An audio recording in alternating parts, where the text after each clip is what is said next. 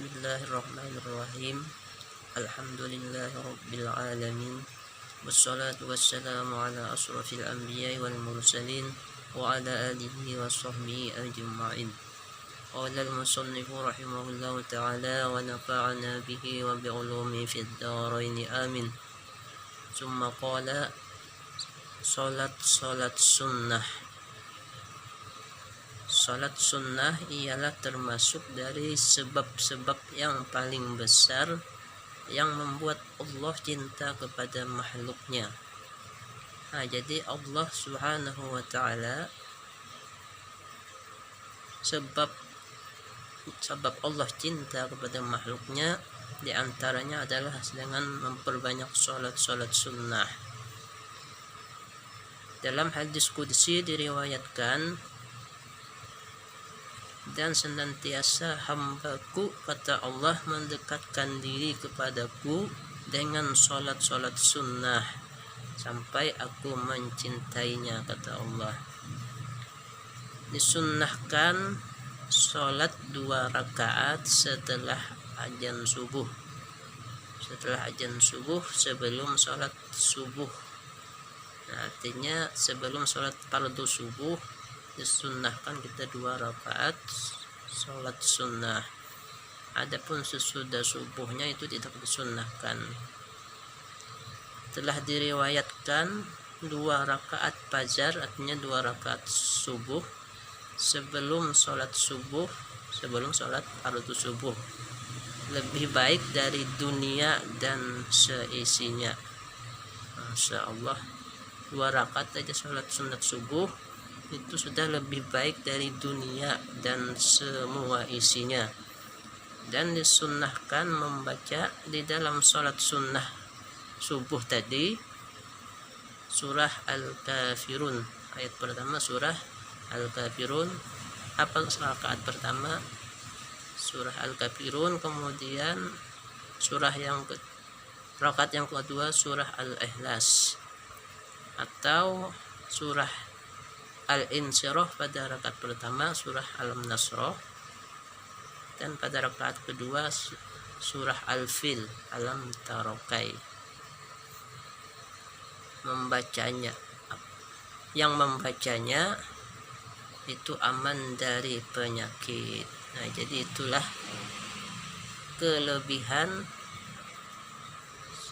salat sunnah subuh dengan membaca surah Al-Kafirun pada rakaat pertama dan surah Al-Ikhlas pada rakaat kedua, atau pada rakaat pertama surah Al-Nasrah dan surah pada rakaat kedua adalah surah Al-Fil, Alam Tarokai fa fa'ala rabbuka bi ashabil fil. Kemudian salat Isyraq, salat pada waktu matahari terbit lebih tinggi dari ukuran anak panah atau 16 menit setelah terbit, dan sunnah ditambahkan niat istikharah di dalamnya, niat istikharah.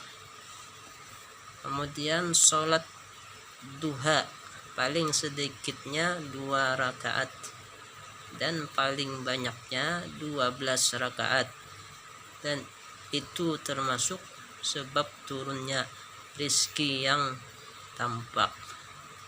Jadi amalan sugih itu mengamalkan sholat duha secara istiqomah. 4 rakaat sebelum zuhur. Jadi sunat 4 rakaat kita sebelum sholat fardu zuhur, dan 4 rakaat setelahnya. Setelah sholat zuhur sunnah 4 rakaat, dan sebelumnya juga sunnah 4 rakaat. Diriwayatkan barang siapa yang sholat sebelum zuhur 4 rakaat dan setelahnya 4 rakaat, maka Allah haramkan api neraka menyentuh dagingnya. Masya Allah. Mudah-mudahan kita dapat mengamalkan sholat sunnah sebelum zuhur ini 4 rakaat dan sesudah zuhur 4 rakaat. Fadilatnya adalah Allah haramkan api neraka menyentuh dagingnya. Artinya orang itu tidak akan masuk neraka kalau mengamalkan sholat 4 rakaat sebelum zuhur dan 4 rakaat sesudah zuhur. Dan disunnahkan 4 rakaat sebelum zuhur dengan 1 tasyahud, artinya 1 tahiyat dan Islam, dan 1 tasyahud dan 1 salam. Sedangkan setelah zuhur 4 rakaat dengan 2 rakaat 2 rakaat, artinya 2 rakaat 1 kali salam, 2 rakaat 1 kali salam.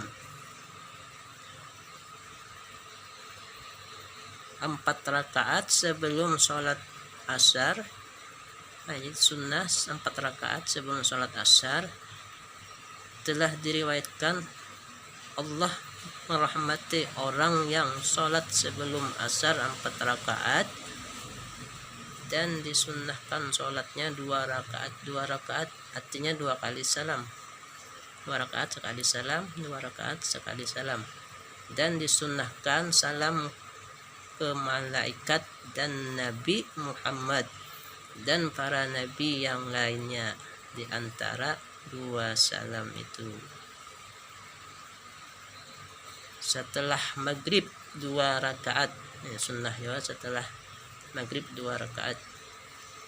Habib Zain bin Smith menganjurkan menambahkan niat istikharah dan sholat awabin 4 rakaat dengan 1 kali salam dan 1 tasyahud. 2 rakaat sebelum sholat isya dan 4 rakaat setelah isya. Nah, jadi sunnah sebelum sholat isya itu 2 rakaat dan sesudahnya 4 rakaat.